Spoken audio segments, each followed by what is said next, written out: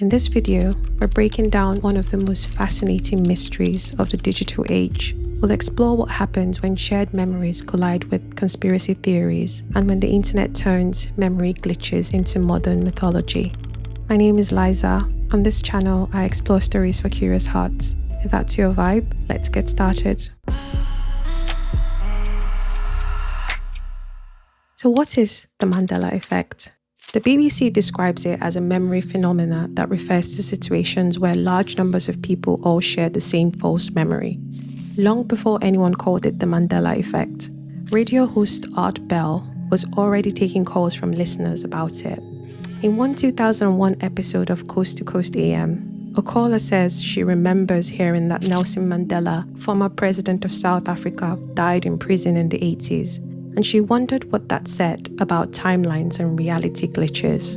Art Bell doesn't laugh it off. Instead, he tells her that if time travel is real, then changing an event might spin off a whole new universe, a separate timeline that carries on down a different road. And that maybe people like her are feeling a faint memory of what really happened in that other timeline. Years later, in 2009, paranormal researcher Fiona Broom noticed the same strange memory cropping up.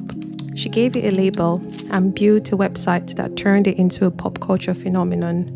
In reality, Nelson Mandela was released in the 90s and passed away later in 2013. The effect became so mainstream that it even inspired a 2019 feature film literally called The Mandela Effect. Now, looking at popular examples of the Mandela Effect, there are hundreds of examples across different categories. But in this video, we'll only cover 4 of them. The first one being Fruit of the Loom and the missing cornucopia. A lot of people swear there used to be a cornucopia in the Fruit of the Loom logo, and it's not a small group either. In a 2022 survey of 1,000 US adults, 55% of people said the logo has a cornucopia, while only 21% said it doesn't. A whopping 25% were not even sure. A detailed Snopes investigation looked at the trademark evidence people often cite and argued it doesn't prove an official cornucopia logo ever existed. They also searched archived newspaper adverts going back more than a century and could not find a single one with a cornucopia. The company has also explicitly pushed back on the idea, even posting that the Mandela Effect is real, but the cornucopia in their logo isn't. Interestingly, one of the widely shared images that's often shared as evidence that the logo had a cornucopia was actually created by the company itself. It traces back to a 2022 archive of their website and is widely treated as an April Fool's Day prank. The next example is Berenstain versus Berenstein. If you grew up watching the lovable cartoon Bear Family, you may remember their name as Berenstein, but they were always spelled Berenstain. In the same survey we looked at earlier, most people went with the E spelling. Only 20% chose Berenstain. And that gap is exactly why this Mandela Effect is often cited as proof of a glitch in the matrix. Mike Berenstain, who is the son of the series creators Stan and Jan Berenstain, has explained that the family name has always been spelled with an A, and that the confusion even dates back to his father's school days. Several netizens have shared old copies of books showing the Berenstain spelling, one of which was signed by the creators themselves in the 80s. Even a picture of a McDonald's Happy Meal toy from 1987 that featured the bears has also made its rounds to support the Berenstain variant. And yet, the different spellings remain a huge topic of debate to this day. Our third example is Luke, I am your father. Many people misquote the famous line from Star Wars. Instead of Luke, I am your father, Darth Vader actually says, no, I am your father. The original scene confirms this. But if that's not how you remember it, you're definitely not the only one. In the YouGov survey, 62% chose Luke, I am your father, and only 17% picked the actual line. Even the New Yorker points to it as a classic example of a misquoted movie line. And over time, pop culture has reinforced the wrong wording in parodies and comedy shows. Another popular example is Snow White. Most of us remember the mirror line as mirror, mirror on the wall. But in Disney's 1937 film, the queen actually begins with magic mirror on the wall. And last, but certainly not least, our fourth example is Mr. Monopoly's monocle. There are a number of people who believe rich Uncle Pennybags used to wear a monocle. In fact, 58% of the survey respondents said he does wear one, while only 18% said he doesn't. In reality, the leading man of the board game can see just fine without one. A frequently cited piece of evidence for the monocle was an image posted on the company's Facebook account in 2016. In hindsight, it's been assumed that their social media team posted it as a humorous response to the emerging debates about the monocle. Some netizens have also shared Monopoly banknotes as proof, and these notes have been traced to European Monopoly Junior sets from the 90s. Now, Snopes looked into this and concluded there's no evidence that Mr. Monopoly ever wore a monocle in the Standard Games official artwork, and that the monocled banknote appears to be a specific variation rather than the classic design. While these notes appear to be real, they seem to be a region-specific design from Monopoly Junior, and there's still no evidence that the standard Monopoly game ever officially used the monocled Mr. Monopoly. So why does the Mandela Effect happen, and what causes it? Unsurprisingly, there's been a lot of theories about this, so let's talk about a few of them, starting with false memories. A 1996 study showed that with believable prompting and repeated recollection, people can describe memories for events that didn't actually happen, sometimes even adding extra details as they go. And if we were to map that argument onto the examples we already talked about, what we might find is that the actual fruit of the Loom logo feels like it should have a cornucopia because our brains complete the template. Berenstein feels right because our minds autocorrect spellings to familiar patterns. Luke, I am your father, is the version that walks outside the scene. And Mr. Monopoly's monocle is a classic case of our memory filling in a detail that seems to belong. In another study, psychologists Prasad and Bainbridge showed volunteers famous logos and characters, brand symbols and cartoon icons. And they found that a lot of them confidently picked the same wrong versions of the images.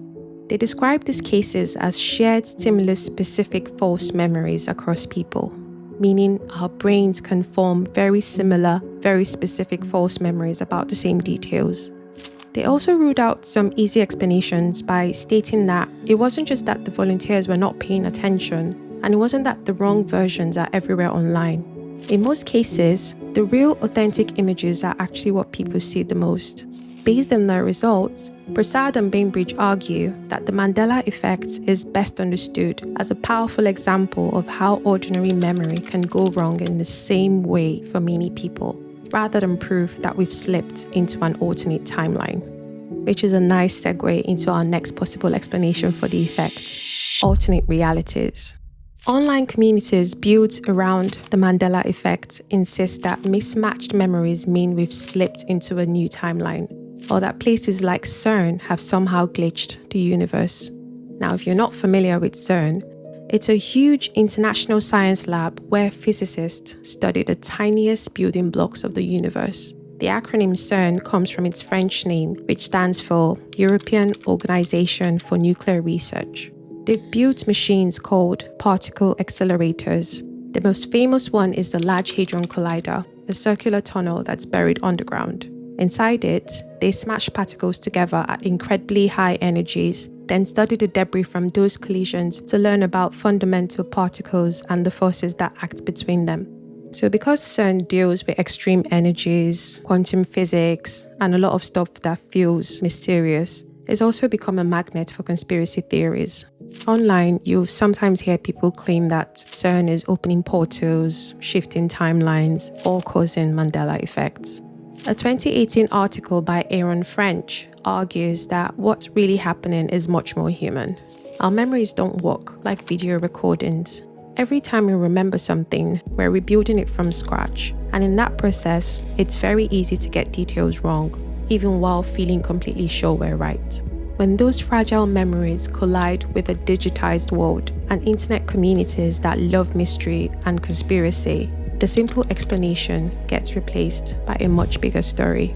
For French, the idea of alternate universes is less a scientific fact and more a modern myth. a dramatic story we tell ourselves to make sense of doubt, and that unsettling feeling that the world isn't quite as stable as we'd like it to be.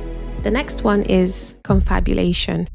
When psychologists and philosophers who study memory say that it's a story builder, it basically means that every time we remember, the brain reconstructs the past from scraps. So what we actually saw, what we've heard since, and what we'd expect to be true. A 2019 paper argues that this kind of reconstructive system will naturally produce mistakes, something it referred to as the normal price we pay for having a flexible, imaginative memory. The paper also points out that in cases of brain damage or psychiatric illness, people can produce confident memories of things that never happened at all, and that's called confabulation. When the brain has gaps, it fills them with the most reasonable details, and those details can feel completely real. This also lines up perfectly with the examples we talked about earlier. The cornucopia is the missing piece that completes the fruit image in the logo. Steen is the missing piece that completes a familiar name. Luke is the missing piece that completes the quotes outside the scene. And the monocle is the missing piece that completes the old-fashioned rich guy look, even if it was never actually there. And finally, the internet. A few decades ago, if you misremembered something, it mostly stayed in your own head, or maybe in a small circle of friends and family.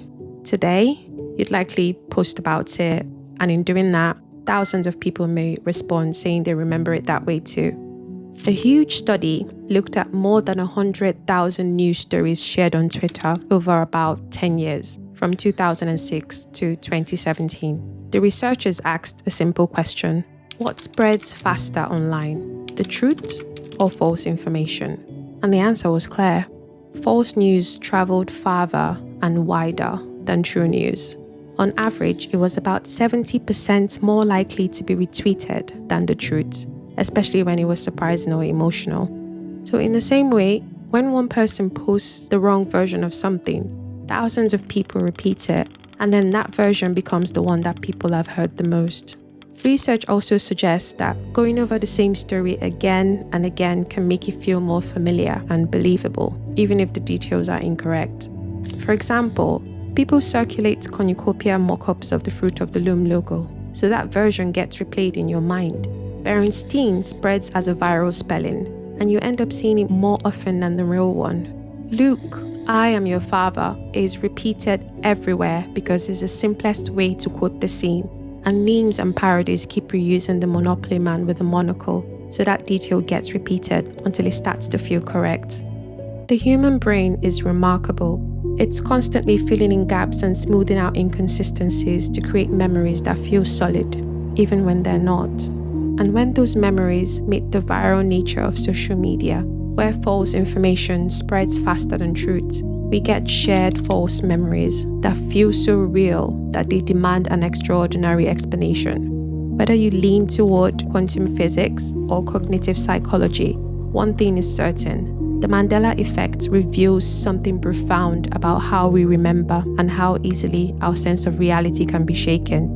If this video made you question everything, you're not alone. The next time you're absolutely sure about something from your past, ask yourself, am I remembering what really happened?